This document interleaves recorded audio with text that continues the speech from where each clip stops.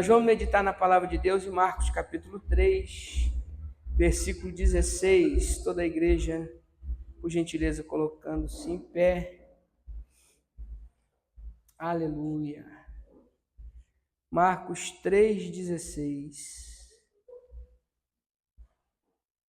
Nós estamos falando sobre os discípulos, né? E hoje falar sobre Pedro, né? Simão Pedro. Depois nós vamos falar na próxima semana, se Deus permitir, né? Vamos estar falando sobre, dando continuidade, né, a essa série. Vamos falar sobre os pescadores, né? Os discípulos pescadores. Tiago, João e André. Está escrito assim: Simão, a quem pôs o nome de Pedro. Diga comigo, Simão, a quem pôs o nome de Pedro. Amém. Poder sentar. Deixe sua Bíblia aberta.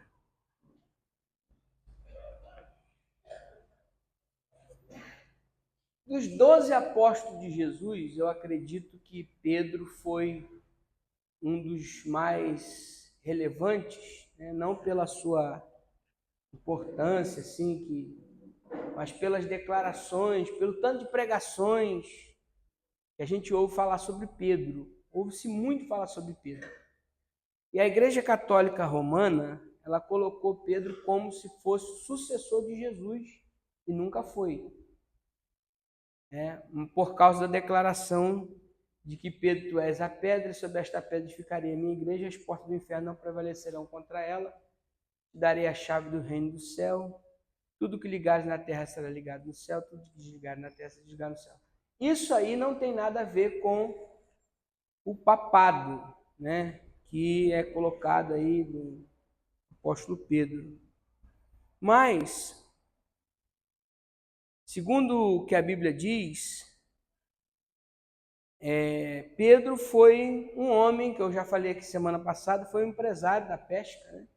Tinha 2 barcos, tinha funcionários, tinha pessoas ali que estavam à sua responsabilidade, né? E o nome que se aparece na Bíblia, primeiramente, para definir esse homem, é o nome de Simão. Simão. Ele não é chamado de Pedro, mas é chamado de Simão. Simão no grego, que o Novo Testamento foi escrito no grego. Mas como ele era judeu, na verdade o nome é Simeão. Vem da tribo lá de Simeão. Então, mas trazendo para o grego, significa Simão. E o nome Simão significa cana agitada pelo vento. Veja os irmãos, cana agitada pelo vento. Isso significa que Simão era um homem que tinha uma personalidade. Não sei se alguém já viu um caniço, né? Porque eu fui da roça, né? Eu fui criado, a minha infância foi na roça. Então a gente via muito isso aí, né?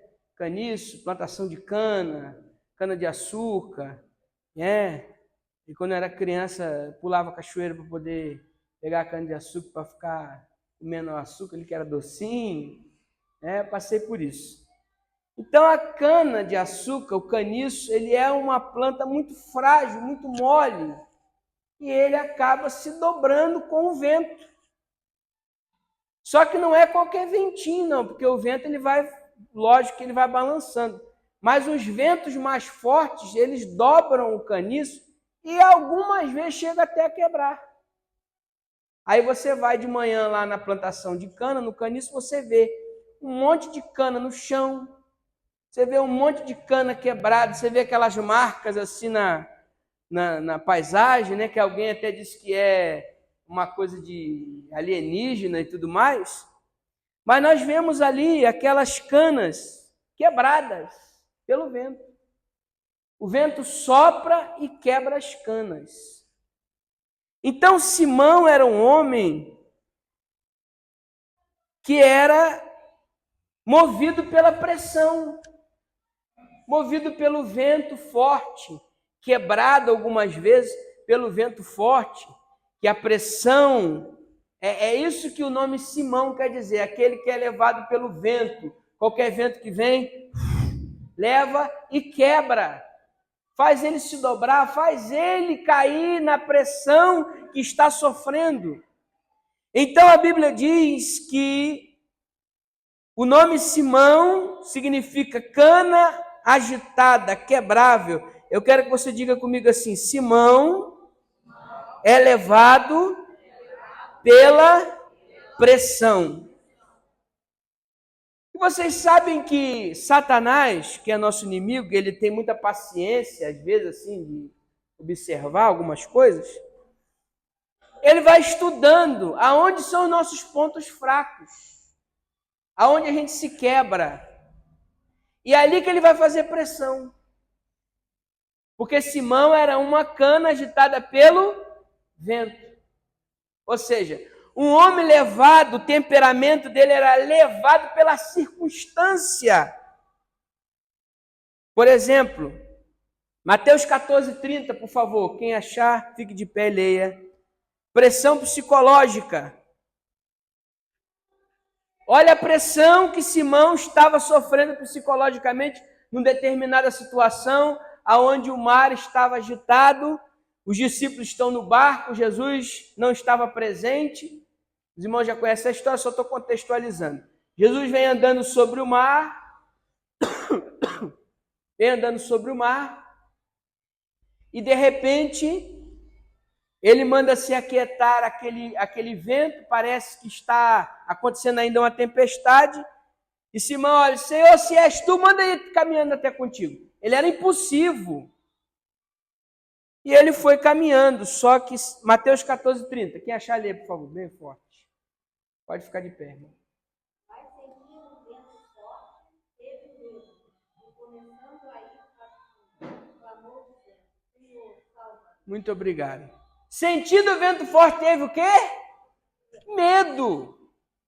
Sentiu medo. Simão, ele estava sofrendo uma pressão psicológica, o medo do vento, da tempestade que estava ali assolando ele, fez ele olhar, se desesperar, e ele perdeu o foco em Jesus. Ou seja, ele sofreu uma pressão psicológica, porque ele era Simão, ele era cana, que o vento leva, que a pressão faz ele ir de acordo com a situação.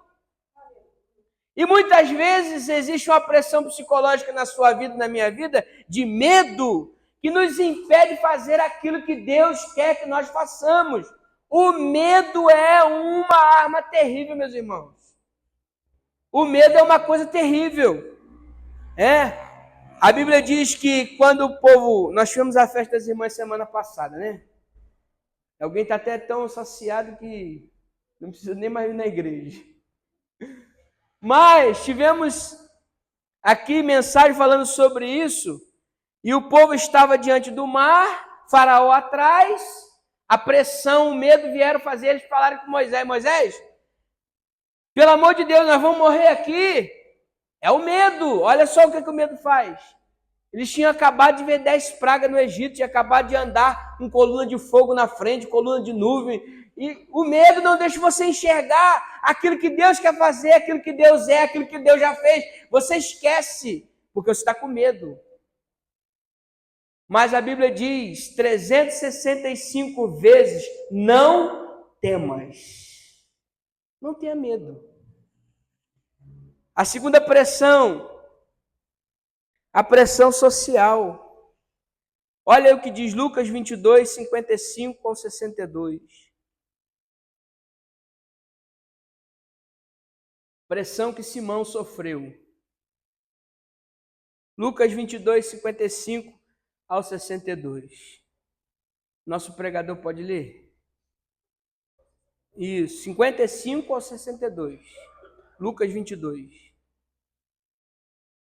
E havendo-se acendido fogo no meio do pátio, estando todos sentados, assentou-se Pedro entre eles.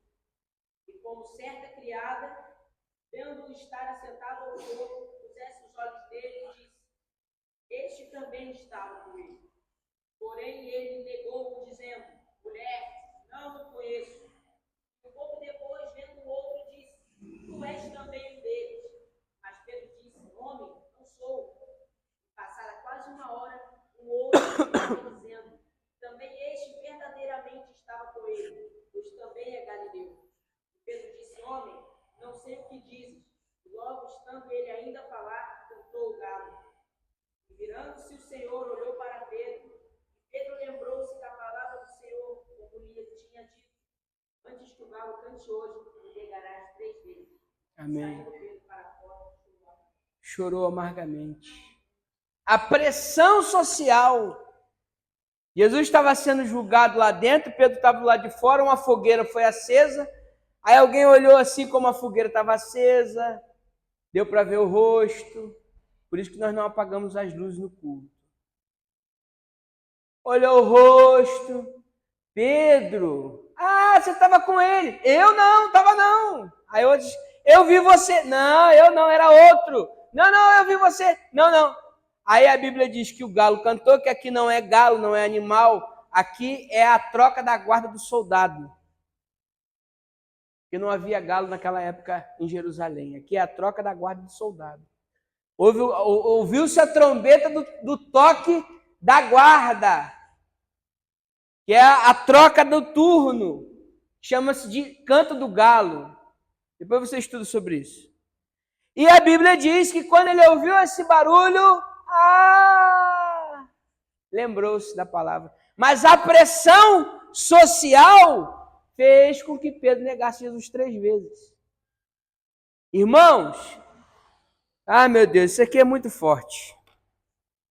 Tem gente que só é crente quando tem alguém vendo, na igreja. Aí ele sai da porta para fora, no trabalho, na roda de conversa, ele desonra o Senhor, ele desonra a mensagem do Evangelho, ele desonra a igreja que ele pertence, porque a pressão social está naquele meio, tem palavras chulas, tem coisas que desagradam o Espírito Santo e ele está ali naquele meio, negando. Você é crente e parece que tem alguém que tem prazer em jogar na sua cara, na minha cara, mas se você é crente e faz isso, pressão social. Mas Pedro sofreu outras pressões, pressão religiosa. João 13:8, por favor. Aqui ele ainda é Simão. João 13:8. Pressão religiosa.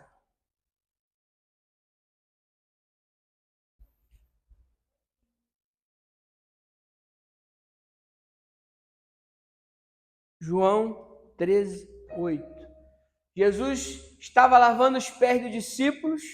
Quando chegou na vez de Pedro, aí ele, impulsivo, sem pensar. Por favor, quem achou, fique de pé aí, bem forte.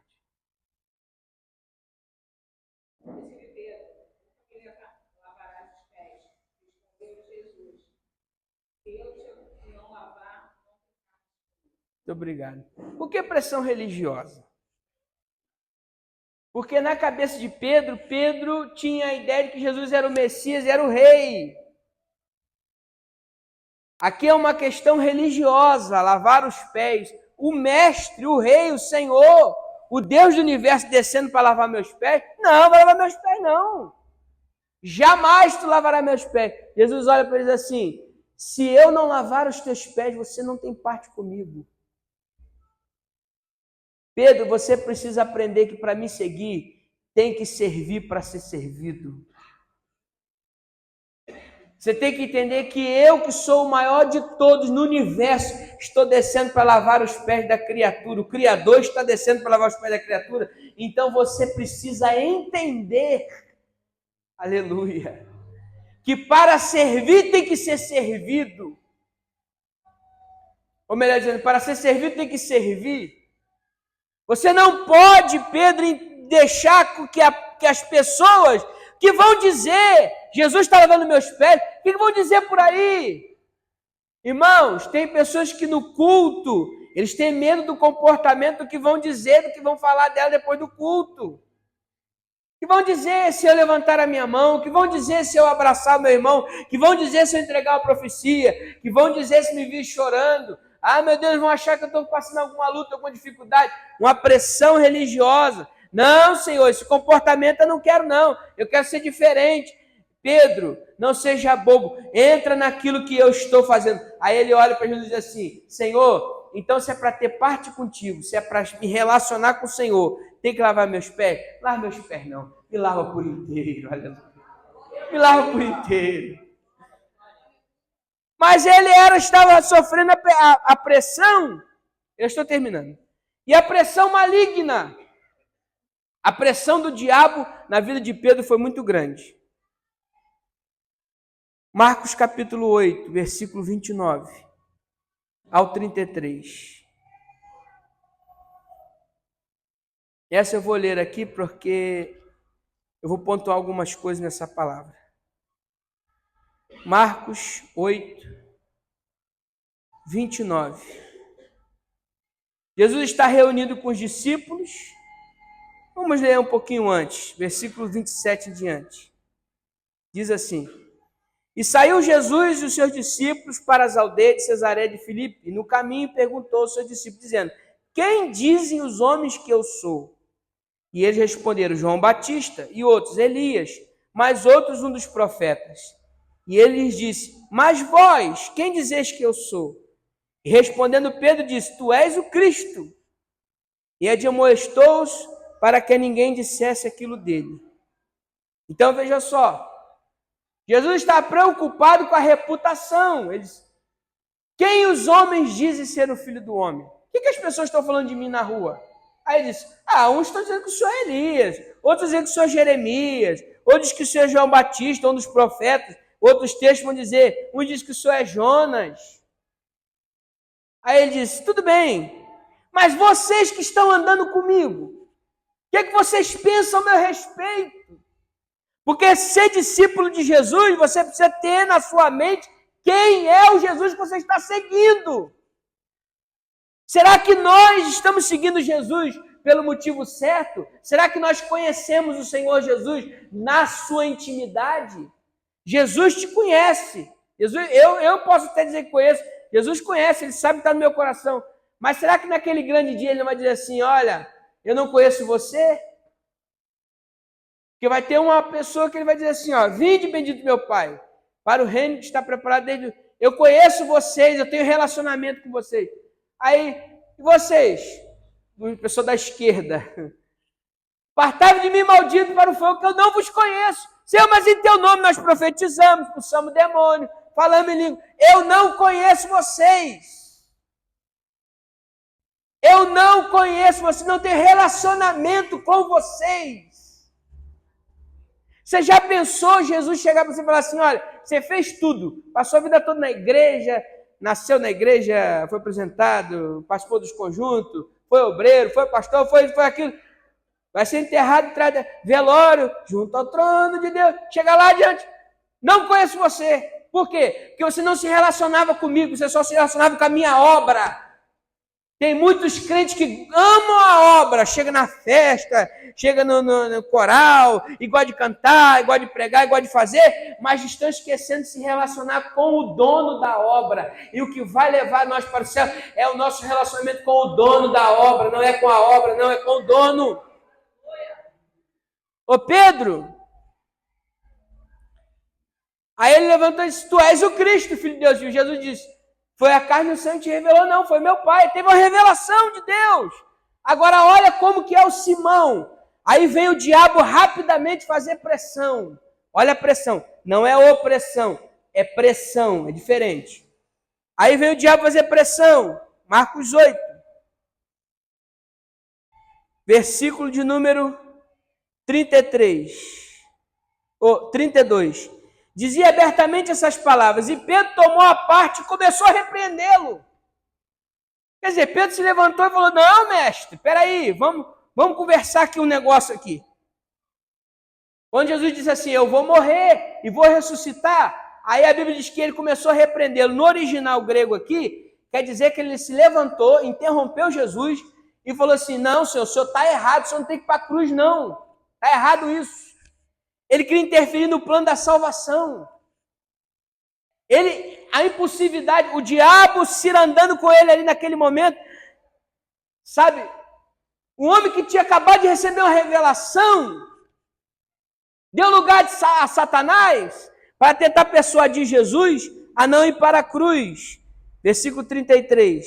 Mas ele, virando-se, olhando para os seus discípulos, repreendeu a Pedro, dizendo: retira-te diante de mim, Satanás, porque não compreendes as coisas que são de Deus, mas as coisas que são dos homens. Aí fica aquela pergunta: o crente pode ficar endemoniado? A palavra de Deus responde, Efésios 4, 27. Paulo diz assim: não deis lugar ao diabo. O crente não vai ficar, o salvo não vai ficar endemoniado, porque nele já habita o Espírito Santo. Mas se ele der brecha para o diabo, aí acontece uma confusãozinha aqui, uma fofoquinha ali, umas ciladas que vão acontecendo, pressões que vão acontecendo, e se você não estiver vigiando, não estiver alerta, você cai. É uma coisinha boba, coisinha mínima, para tirar sua paz, tirar sua atenção. E detalhe, tem gente que empresta a boca ao diabo. Aí começa a amaldiçoar, começa a falar mal da igreja, começa a falar mal do conjunto, do pastor, do líder, do fulano, do fulano. Você está emprestando sua boca para o diabo. O serviço do diabo é causar contenda na igreja, divisão na igreja, maledicência, fofoca, inveja, intriga. É o serviço dele. Se você der lugar a ele, ele vai usar alguém. Ele tem que usar alguém. O crente vai ficar endemoniado, pastor? Olha, o salvo não, mas tem uns que se pensa que é salvo, mas não é. De vez em quando o capeta pega ele aí. Aqui não. Aqui não tem isso não. Aí de vez em quando Satanás vai lá, porque ele está na corda bamba. Aí o diabo vai e usa a boca dele para ofender alguém, usa a boca dele para fazer uma fofoca, e ele vai dando lugar, vai dando lugar. Paulo diz: não deis ocasião ao diabo. Apareceu uma situação, irmão, repreenda. Satanás, sai em nome de Jesus, eu te repreendo aqui na minha casa, na minha família, aqui no meu ministério, aqui na minha boca, você não vai tocar. Sai em nome de Jesus. João diz que aquele que é do Senhor, o maligno não o toca. Mas aí tem umas coisinhas antes, né? Se andarmos na luz como ele na luz está. Temos comunhão uns com os outros. Tem coisa antes. Lucas 22, 31 e 34. Olha que palavra que Jesus fala para Pedro. Satanás tentando novamente entrar. A pressão, como eu falei, Simão, cana agitada pelo vento, é levado pelo movimento, pela pressão. É levado pela circunstância. Aí o diabo já sabia disso. Lucas 22, 31 e 34. Disse também o Senhor: Simão, Simão, eis que Satanás vos pediu para cirandar. A palavra cirandar que significa peneirar, como trigo. Mas eu roguei por ti para que a tua fé não desfaleça. E aqui está a chave. Quando tu te converteres, Pedro não era convertido não. Andava com Jesus, mas não era convertido não.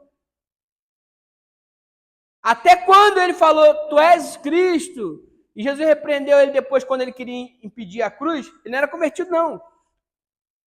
Ele se converte no final. É Jesus que fala isso. Quando tu te converteres, fortalece teus irmãos. E ele disse: Senhor, estou pronto a ir contigo até a prisão e a morte. Mas ele disse: digo-te, Pedro, que não cantará o galo hoje 3 vezes antes que negues que me conhece. Isso foi na Santa Ceia. Mas olha que coisa interessante. Satanás me pediu para peneirar contigo. Ó, o que é peneirar? Brincar com você. Possivelmente, se Jesus não tivesse intervido, isso é um pensamento teológico, Pedro poderia até ser o traidor. Talvez é isso que o texto esteja querendo até dizer para nós. E tá na ceia, Satanás me pediu para peneirar com você. Mas eu te guardei. Agora a tua fé será grande depois desse processo. E aqui é onde eu quero entrar para fechar. Você pensa que a pressão, que o vento, que a dificuldade, que a circunstância, pressão social, psicológica, mental, pressão maligna, pressão religiosa, toda essa pressão ela tem um motivo. Qual é o motivo? Você já viu fazer pipoca sem pressão? A pipoca estoura, irmão, é por causa da pressão, sabia disso? Coloca ela no fogo ali, ela vai esquentando. A pouco ela não aguenta e faz assim, ó, puf, estoura. Depois de milho, ela vira pipoca, por causa da pressão. A carne, quando é aquela carnezinha de segunda, aquele acenzinho que a gente compra para poder comer com batata e cenoura, muito gostoso, que eu fiz ontem. Você tem que botar na panela de pressão, porque a pressão da panela, ela vai quebrando a carne, as fibras da carne, e quando você vai comer, ela está desfiando, está molinha na boca, está prontinha. Sabe o que eu quero dizer com isso? Algumas pressões na minha vida, na sua vida, algumas situações que nós passamos, são trabalhar de Deus para nos deixarem pronto para aquilo que Ele tem a realizar na minha vida e na sua vida. E eu estou profetizando para você que é coisa grande. Quando tu te converter, fortalece teus irmãos. O que você está passando será testemunho para fortalecer alguém na sua vida. Fortalece teus irmãos. Fortalece os teus irmãos. Você vai passar, Pedro. Não tenha medo da pressão religiosa, social, econômica, maligna. Você vai passar e quando você terminar, você vai estar pronto para ser usado nas minhas mãos para fortalecer a outros. Fortalece os teus irmãos. Alguém que era uma cana agitada pelo vento, Jesus chamou e disse, tu és Simão, tu és cana, mas eu estou transformando você em Pedro. Pedro significa pedra. Rocha. A pressão vai transformar a cana em rocha. Isso é tudo um processo, mano. Ser discípulo de Jesus é viver processos em cima de processos. Processo de amadurecimento, processo de transformação, processo de autoconhecimento, processo de saber lidar com as circunstâncias, com a vida, dificuldade financeira, dificuldade emocional, dificuldade econômica. Deus vai nos trazendo dentro desses processos para transformar essa cana que é imaturo, que é agitado pelo vento, que é levado por qualquer situação, em rocha. Porque quando você vira rocha, você está firmado na maior rocha que é Cristo, aí ninguém te abala. Aí você vira o salmo que diz assim, os que confiam no Senhor serão como o monte Sião, que não se abalam, mas permanecem para sempre. Aquilo que era agitado, aquilo que era pressão, aquilo que era ruim. Jesus agora chama Pedro no final, em João 21, do 15 ao 17, ou melhor dizendo, do 15 ao 19, e é o último encontro que ele tem com Pedro. E nesse encontro, Pedro já tinha desistido, porque a pressão era grande. Ele ainda estava como Simão. Ele ainda era Simão, a cana ainda estava agitando ele. Aí Jesus leva ele para outro nível. Ele volta a pescar, volta à sua profissão.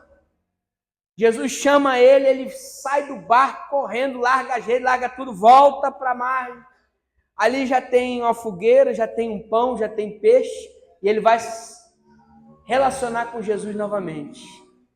Senta aqui, vamos comer, vamos jantar. Vamos conversar, Pedro, vamos trabalhar isso aqui? Vamos.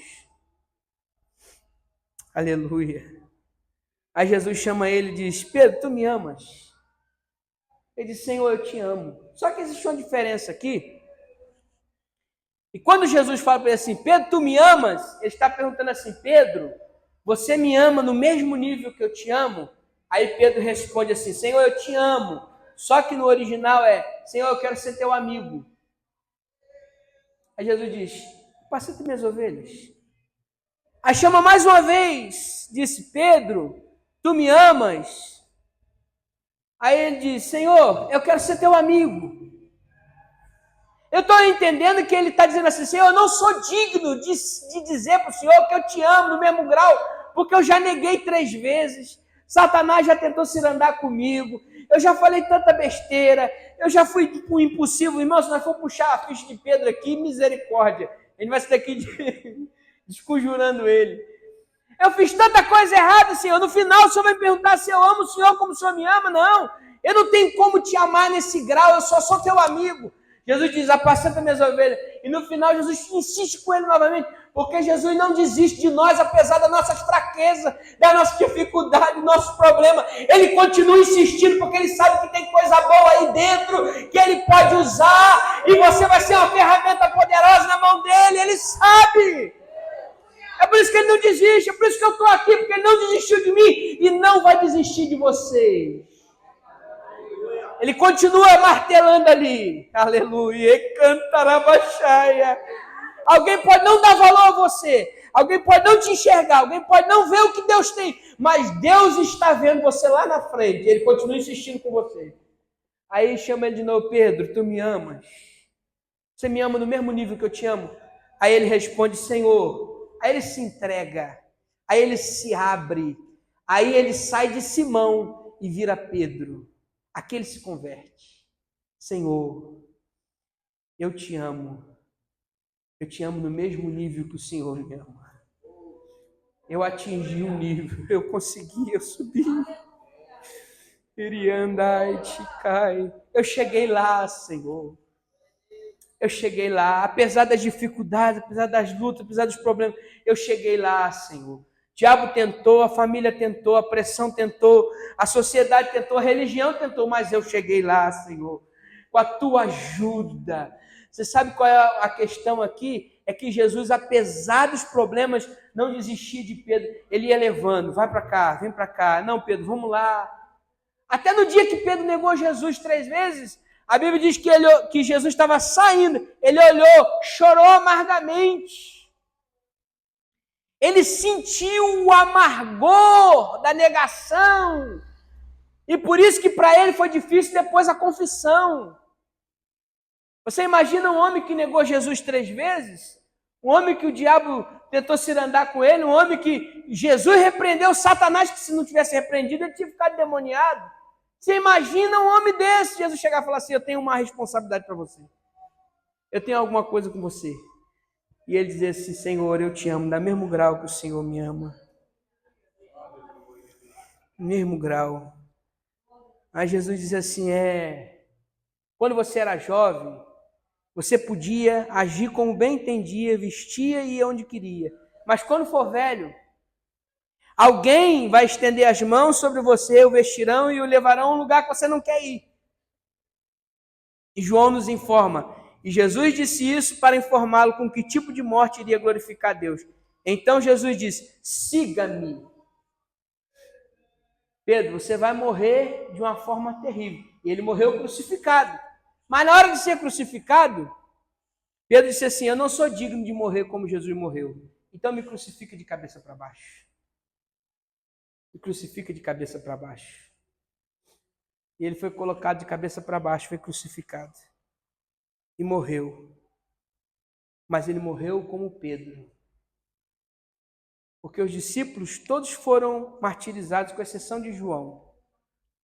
Porque para servir a Jesus, irmãos, esse evangelho que estão pregando aí, que você vai ter tudo de bom, isso não é evangelho de Jesus, não.